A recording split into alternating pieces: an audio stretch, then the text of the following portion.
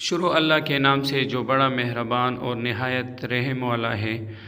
دوستو، میں ہوں مومن خان اور آپ دیکھ رہے ہو المومن ٹی وی کا یوٹیوب چینل۔ دوستو، آج کی ویڈیو DH پشاور کے بارے میں ہے۔ تو ویورز، ویڈیو کو لاسٹ تک دیکھیں، آپ کو امید ہے کچھ نیا سیکھنے کو ملے گا اور ویڈیو دیکھنے کے بعد آپ ایک اچھا فیصلہ کر سکیں گے کہ اس وقت DH پشاور میں انویسٹمنٹ کرنا ٹھیک ہے یا نہیں، یا اگر آپ کے ساتھ کوئی ایسیڈ موجود ہے DH پشاور میں تو اس کو رکھ لیا جائے یا ڈسپوز آف کیا جائے۔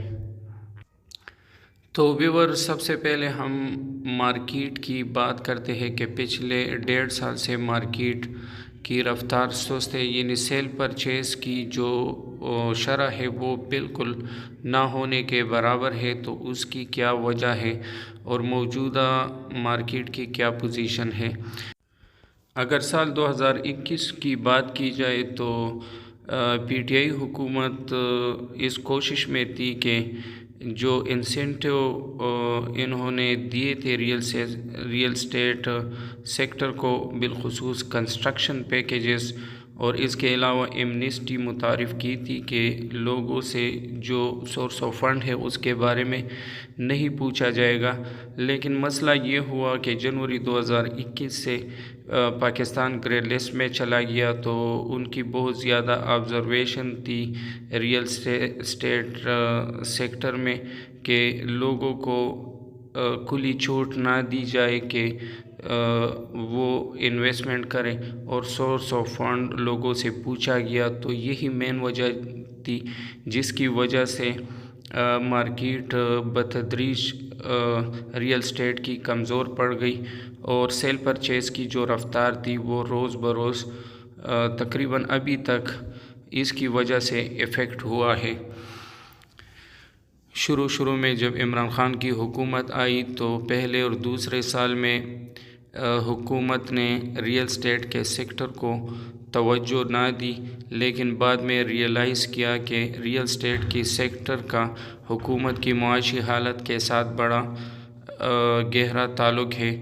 تو بعد میں انہوں نے ایمنسٹی دی، بالخصوص کنسٹرکشن پیکیجز میں انسینٹیو دیے، اور اس کے علاوہ ایمنسٹی متعارف کی کہ جو بندہ پلاٹ لے گا اس پہ گھر کنسٹرکٹ کرے گا تو اس سے سورس آف فنڈ کے بارے میں نہیں پوچھا جائے گا۔ تو اس سے ملک کی معاشی حالت بہتر ہوئی اور اکانومی بوسٹ ہوئی، لیکن بعد میں یہ گرے لسٹ کے مسئلے کی وجہ سے وہ مزید ایمنسٹی نہ دے سکا، جس کی وجہ سے مارکیٹ تاحال خاموش ہے، یعنی بالفاظ دیگر سیل پرچیز کی جو ریشیو ہے وہ بالکل کمزور ہے یا نہ ہونے کے برابر ہے۔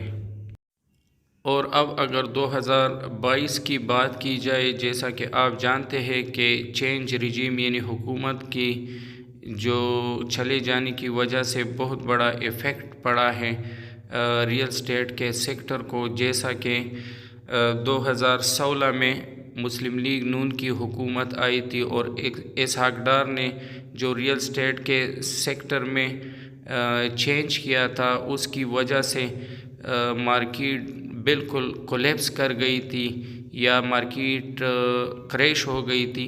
تو بالکل وہی پوزیشن ہے اس بار۔ جو مفتاح اسماعیل ہے، انہوں نے بھی ریئل اسٹیٹ کے لیے جو نئے رولز ریگولیشن متعارف کیے، یعنی 2022-2023 بجٹ میں انہوں نے جو ریئل اسٹیٹ کے لیے جو پالیسی بنائی، بالکل وہی پوزیشن ہے۔ اس کی وجہ سے مارکیٹ مزید ریئل اسٹیٹ کی جو ہے تباہی کے دہانے پر کھڑی ہو گئی ہے۔ 2016 میں جب ریئل اسٹیٹ کی مارکیٹ کولیپس ہو گئی تھی مسلم لیگ نون حکومت کی پالیسیز کی وجہ سے، تو اس کو ریوائیو ہونے میں 6 سے 7 سال لگے تھے۔ اب مزید وہی رولز ریگولیشن کی وجہ سے مارکیٹ ریئل اسٹیٹ کی جو ہے وہ کولیپس ہو گئی ہے۔ تو مسلم لیگ نون حکومت کے مطابق ریئل اسٹیٹ کا سیکٹر جو ہے یہ انتہائی ان پروڈکٹیو ہے، اور اس میں جو پیسے ہے وہ فارن کو جاتے ہیں، جو پلاٹ میں انویسٹمنٹ ہوتی ہے، تو ان کا یہی پلاننگ ہوتا ہے کہ ریئل اسٹیٹ کے لیے ایسی پالیسیز بنائیں کہ جو اکانومی یا جو انویسٹر ہوتے ہیں وہ انڈسٹری سیکٹر کے طرف آئے اور زیادہ سے زیادہ انویسٹمنٹ انڈسٹری میں کرے، یعنی پیسوں کی جو فلو ہے وہ صرف انڈسٹری سیکٹر کے طرف ہو۔ تو ان کی شروع سے یہی پالیسی ہے، تو اس وجہ سے ریئل اسٹیٹ کے جو سیکٹر ہے اس کو کافی بڑا نقصان ہوا، اور ابھی مزید ہونے جا رہا ہے۔ جو نئی پالیسی 2022-2023 کے بجٹ میں جو نئے ٹیکسز لگے ہیں، تو اس میں سب سے پہلے ایڈوانس ود ہولڈنگ ٹیکس کی بات کرتا ہوں۔ ایڈوانس، جب بھی آپ کوئی پراپرٹی لیتے ہیں یا پرچیز کرتے ہیں تو اس پہ پرچیزر جو لینے والا ہے اس کو ایڈوانس ود ہولڈنگ ٹیکس دینا پڑتا ہے۔ تو پہلے یہ تھا کہ وہ فائلر پر 1% تھا اور نان فائلر پر 2% تھا۔ ابھی وہ فائلر 2% دے گا اور نان فائلر 5% دے گا۔ تو کہنے کا مقصد یہ ہے کہ پہلے لیٹ سپوز اگر آپ ایک پراپرٹی خریدتے تو اس کی 1 کروڑ قیمت ہوتی، تو 1 کروڑ کی جو 1% ہے آپ نے 1 لاکھ دینے پڑتے تھے۔ ابھی فائلر جو ہے 2 لاکھ دے گا اور نان فائلر جو ہے وہ 5 لاکھ دے گا۔ تو اوورسیز کے لیے یہ بہت ہی ریلیکس یا نقصان دہ ہوگا، کیونکہ اوورسیز چونکہ ملک سے باہر ہوتے ہیں تو اس کو فائلنگ سے وہ بچتے ہیں۔ تو اس کے لیے ابھی وہ جب کوئی ایسیڈ لیتے تھے، پاکستان میں انویسٹمنٹ کرتے تھے، تو ان کے لیے 2% وہ ٹیکس دینا پڑتا، اب وہ 5% ٹیکس دیں گے، یعنی وہ 1 کروڑ کی پراپرٹی لیں گے تو اس پہ 5 لاکھ وہ پے کریں گے۔ تو کہنے کا مقصد یہ ہے، تو تھوڑا سا مشکل ہو گیا ہے اوورسیز کے لیے انویسٹمنٹ کرنا۔ اس کے علاوہ انویسٹر کے لیے 1 لاکھ 2 لاکھ روپے کے فائدے کے پیچھے وہ کروڑ روپے لگاتا تھا، تو ابھی ان کے لیے انویسٹمنٹ مشکل ہو گئی ہے۔ اس کے علاوہ پروپوز کر رہے ہیں کہ لیٹ سپوز اگر کسی بندے کے ساتھ 2.5 کروڑ کی پراپرٹی ہو تو وہ مارکیٹ کی ویلیو کے مطابق 5% ہے، تو سالانہ اس پہ 1% ٹیکس دینا پڑے گا۔ اگر یہ امپلیمنٹ ہو گیا ہے تو اس سے مارکیٹ ایسی کریش ہوگی کہ 10 سے 15 سالوں میں پھر ریوائیو نہیں کر پائے گی۔ اس کے علاوہ کیپٹل گین ٹیکس کے ساتھ اس بجٹ میں ایسا کیا کہ ایک تو پرسنٹیج اس کی بڑھا دی، یعنی 15% کیا، اور ڈیوریشن بھی بڑھا دی، یعنی 6 سال کیا، پہلے 4 سال تھا۔ ابھی اس طرح ہوگا کہ لیٹ سپوز آپ نے ایک پراپرٹی پرچیز کی، اگر آپ پہلے سال آپ اس کو بیچ رہے تو اس پہ 15% ٹیکس آپ کو دینا پڑے گا۔ مثال کے طور پر آپ نے ایک پراپرٹی 1 کروڑ کی پرچیز کی اور اگلے سال اس کی قیمت 1 کروڑ 15 لاکھ ہوا، تو 15% آپ نے اس پہ ٹیکس دینا پڑے گا، اور اگلے سال پھر 2.5% اس سے ٹیکس کٹے گا، اور 6 سال تک یہ کیپٹل گین ٹیکس رہے گا۔ 6 سال مکمل ہونے کے بعد یہ ہٹے گا۔ تو آپ اندازہ لگائیں کہ مسلم لیگ نون کی حکومت جو ہے 100% یہ چاہتی ہے کہ ریئل اسٹیٹ میں جو انویسٹمنٹ، جو ٹریڈنگ ہے، یہ بالکل ختم کیا جائے، اور ریئل اسٹیٹ جو ہے یہ بالکل ان پروڈکٹیو ہے۔ مفتاح اسماعیل نے اس کا ذکر بالکل جب وہ 2022-23 کے جو بجٹ پیش کر رہا تھا تو اس کا ذکر انہوں نے کیا۔ تو اسی منصوبے سے ابھی وہ جو ریئل اسٹیٹ کا جو سیکٹر ہے اس کے لیے ایسی پالیسی امپوز کر رہے ہیں اور ایسے ٹیکسز لگائے جا رہے ہیں کہ ریئل اسٹیٹ کے بزنس کو بالکل ختم کیا جائے۔ مثال کے طور پر اگر مفتاح اسماعیل کے بات کو صحیح کہا جائے کہ پلاٹ میں جو پیسے انویسٹ ہوتے ہیں اس میں بیشتر پیسے لوگ پار کر لیتے ہیں، لیکن اگر دوسرے طرف کنسٹرکشن کی سیکٹر کو دیکھا جائے تو اس کے ساتھ بہت سے بڑی انڈسٹریاں لنک ہیں. مثال کے طور پر سیمنٹ اور سٹیل کی جو انڈسٹری ہے، اس کے علاوہ بہت سے فنیشنگ ایٹم کی انڈسٹری اس کے ساتھ لنک ہے، اور جس سے ملک کی حکومت کی اکانومی کو استحکام ملتا ہے اور بہت فائدہ ہوتا ہے. تو یہی ایشوز پی ٹی آئی کے حکومت میں بھی تھی، لیکن انہوں نے جو پرابلم تھے، ایشوز، اس کو اپرچونٹی میں کنورٹ کر دیا، اور جو ریئل اسٹیٹ کا جو سیکٹر کنسٹرکشن تھا اس میں ٹیکسز کم کر دیے، اور حکومت کی جو اکانومی ہے اس سے بوسٹ ہوئی اور امپلائمنٹ بھی جنریٹ ہوئی، یعنی لوگوں کے روزگار کے اپرچونٹی ملی. تو اس طرح تھوڑی سی توجہ حکومت کو دینی چاہیے، کیونکہ اس سے حکومت کو زیادہ فائدہ ملتا ہے. تو مسلم لیگ نون حکومت کو چاہیے کہ اس کو اگنور نہ کرے. اس کے علاوہ اگر آج کل ہماری کرنٹ اکاؤنٹ کے ڈیفیسٹ یا خسارے کو دیکھا جائے، ڈالر کی اونچی اڑان ہے. تو دوسری اہم بات یہ ہے کہ ہماری جو کرنٹ اکاؤنٹ ڈیفیسٹ یعنی خسارہ ہے، اس میں جو اوورسیز کی ریمیٹنس ہے اس کا ایک بہت بڑا کردار ہوتا ہے، جو وہ پیسے بیچتے اپنی ضروریات کے لیے اکاؤنٹ میں. تو اس سے جو ہمارا کرنٹ اکاؤنٹ ڈیفیسٹ یا خسارہ ہے تو وہ کافی حد تک کم ہو جاتا ہے. اس کے علاوہ وہ زیادہ تر اوورسیز پیسے بیچتے ہیں تو وہ پراپرٹی میں، ریئل اسٹیٹ سیکٹر میں انویسٹ کرتے ہیں، اس کمپیئر ٹو ادر جو سیکٹر ہے جو کہ گاڑیوں کے بزنس ہے یا دوسرے بزنسز ہے یا اسٹاک ایکسچینج کو آپ دیکھیں تو اس بزنسز کے مقابلے میں جو ریئل اسٹیٹ ہیں وہ زیادہ سیفسٹ ہے. تو حکومت کو یہ اگنور نہیں کرنا چاہیے اور اس کو توجہ دینی چاہیے. تو اب ڈی ایچ اے پشاور کی بات کرتے ہیں. تو اوور آل ملک کی حالات کے ساتھ ڈی ایچ اے پشاور بھی سفر ہوا ہے. کے پی کے جتنے اچھے پروجیکٹ آپ لے لیں، حیات آباد تو کنال پلاٹ کا ریٹ 6.5 کروڑ سے کم از کم 5.20 5.10 پر آیا ہے، تو کم از کم 1.30 کروڑ کا ریٹ کم ہوا ہے کنال میں. اس کے مقابلے میں جو ڈی ایچ اے ہے کم از کم 60 سے 70 لاکھ ریٹ کم ہوا ہے، جہاں پلاٹ کے قبضے ہے چھوٹے پلاٹ میں بھی اسی طرح کا ریٹ کم ہوا ہے. تو یہی ٹائم ہوتا ہے لینے کا، بالخصوص جو اوورسیز انویسٹر ہے اس کے لیے زبردست اپرچونٹی ہے کہ ڈالر کو پی کے آر میں کنورٹ کر کے مارکیٹ کے سستے ریٹ میں پلاٹ خرید لے اور اپنی مقصد کی چیز مل جاتی ہے. اور انشاءاللہ واحد مارکیٹ ڈی ایچ اے کی ایسی ہے کہ تھوڑے سے وقت میں انہوں نے اپنا کے پی کے میں نام بنایا ہے.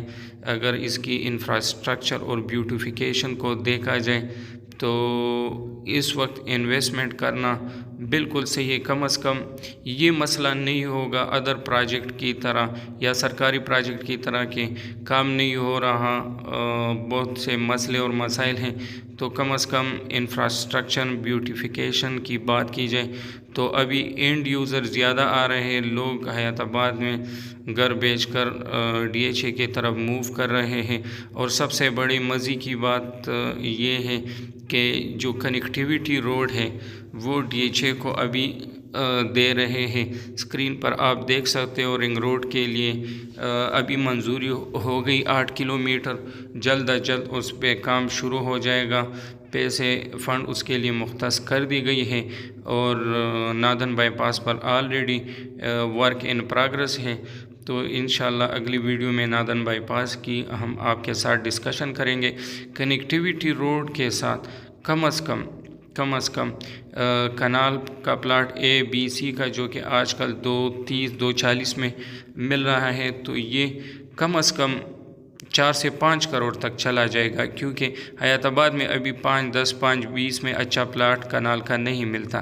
تو کنیکٹیویٹی روڈ کی روڈ کے ساتھ ہی DHA کا ریٹ اوپر جائے گا، لیکن اب یہ جو ٹیکسز حکومت نے پروپوز کیے اگر یہ امپوز ہو جاتے ہیں تو وقتی طور پر کم از کم جب تک یہ مسلم لیگ کی نون کی حکومت ہوتی ہے تو ریٹ بتدریج کم ہوں گے، لیکن DHA پشاور سیکٹر ABC میں ریٹ مزید نیچے آنا ناممکن ہے، کیونکہ دڑا دڑ گھر بن رہے ہیں اور کنسٹرکشن ہو رہی ہے اور لوگ موو کر رہے ہیں، تو DHA پشاور سیکٹر ABC میں انویسٹمنٹ ان دنوں کرنا بالکل سیفسٹ انویسٹمنٹ ہے۔ اس کے علاوہ جو نیا سیکٹر ہے ڈی پریزم کا، تو اس میں انویسٹمنٹ کرنا بہت ہی اہم ہے۔ اگر کسی کے ساتھ مطلب اتنے پیسے نہیں ہے کہ وہ 2 کروڑ یا 2.5 کروڑ میں پلاٹ لے سیکٹر ABC میں، تو وہ 5 مرلہ پلاٹ 90 لاکھ اور 10 مرلہ 150 اور 145 تک لے سکتے ہیں، جہاں ابھی قبضہ ملنا شروع ہو جائے گا۔ تو ڈی پریزم کا جو نیا سیکٹر ہے اس سے DHA پشاور کی بیوٹیفیکیشن ہے مزید اچھی ہو جائے گی، بلیک کارپیٹنگ ابھی شروع ہو جائے گی اور لوگوں کو قبضے گھروں کے دے دیے جائیں گے 5 مرلہ 10 مرلہ اور کنال پلاٹ کے ڈی پریزم۔ تو نادن بائی پاس سے وہ کنیکٹ بھی کر رہے ہیں، گیٹ بھی دے رہے ہیں، تو یہ ایک بہت اہم بات ہے انویسٹر کے لیے کہ ڈی پریزم میں انویسٹمنٹ کرے، اور یہ کمرشل کا ہب یا مرکز بھی ڈی پریزم میں ہوگا۔ تو ڈی پریزم ابھی میں سیٹلائٹ فوٹیجز آپ بھائیوں کے ساتھ ڈسکس کرتا ہوں کہ ڈی پریزم کو جو پاکستان چوک ہے یا پشاور ایرینا ہے اس سے کتنا دور ہے، اور وہ کتنی جو پلاننگ کی ہے زبردست، وہ آپ بھائیوں کے ساتھ ڈسکس کرتا ہوں۔ ڈی پریزم کی جو سیٹلائٹ فوٹیجز ہے یا DHA پشاور کے، وہ آپ بھائیوں کے ساتھ ڈسکس کرتا ہوں۔ یہ ناصر باغ روڈ ہے، یہ ریگی ماڈل ٹاؤن ہے، اور یہاں جو گھر ہے وہ بنے ہوئے ہیں، یہ ریگی ماڈل ٹاؤن ہے، ٹھیک ہے۔ یہ جو سامنے نظر آ رہا ہے یہ مین گیٹ ہے DHA پشاور کا، ٹھیک ہے۔ یہ سیکٹر A ہے اور اس میں کنسٹرکشن آپ گوگل ارتھ سے ایزیلی جا کے گھر گن سکتے ہیں۔ ابھی آپ دیکھ سکتے ہو کہ کتنے زیادہ گھر بن گئے ہیں، اور بہت سے زیادہ گھر جو نہیں آ رہے ان پروگرس ہیں۔ یہ وہ گھر ہے جس کے 3 چھت بن گئے ہیں۔ یہ جو ہے یہ پاکستان چوک ہے اور یہ پشاور ایرینا ہے، تو یہ آپ دیکھ سکتے ہو یہ ڈی پریزم کا خوبصورت منظر، اور یہ نادن بائی پاس کے ساتھ جو ابھی گیٹ پر کام شروع ہے، ڈرون ویڈیو میں نے کر لی ہے، وہ آپ بھائیوں کے ساتھ ڈسکس کرتا ہوں۔ تو یہ ڈی پریزم آپ دیکھ لیں، اس کے یہ سائیڈوں میں جو چھوٹے چھوٹے نظر آ رہے ہیں یہ سیدھے یہ کمرشل ہوں گے 4 مرلہ اور 8 مرلہ کے۔ تو ابھی آپ اندازہ لگا سکتے ہیں کہ اس کی بیوٹیفیکیشن، یہ نادن بائی پاس ہے، اس پر کام شروع ہے، اور رنگ روڈ کا میں نے تو بتا دیا اس پہ بھی کام شروع ہے۔ تو کنیکٹیویٹی روڈ کے ساتھ ہی اس کے ریٹ بہت اوپر جائیں گے، کیونکہ یہ ایکسیس کے لحاظ سے حیات آباد حیات آباد کے مقابلے یونیورسٹی روڈ اور سٹی سے اور صدر سے اور پشاور بازار جو ہے خیبر بازار ورسک روڈ کے تھرو ادھر سے نزدیک ترین ہوگا۔ تو یہ ڈی پریزم کی یہ پشاور ارینا کا چوک ہے جہاں سیکٹر C ختم ہوتا ہے، یہ پشاور ارینا، اور یہ جو ہے یہ ڈی پریزم بیوٹی، یہ اس کی خوبصورتی کو آپ دیکھ سکتے ہو۔ ڈرون ویڈیو انشاءاللہ ہم نے کی ہے، وہ بھی آپ بھائیوں کے ساتھ ڈسکس کرتے ہیں۔ امید ہے ہماری آج کی یہ معلوماتی ویڈیو آپ کو پسند آئی ہوگی۔ اگر آپ کو ویڈیو پسند آئی ہے تو ہمارے چینل کو سبسکرائب کریں، لائک کریں اور شیئر کریں کہ DHA پشاور کے فریش ریٹس اپڈیٹ آپ کو وقت پر ملتی رہے۔ ویڈیو دیکھنے کا بہت شکریہ۔ اللہ حافظ۔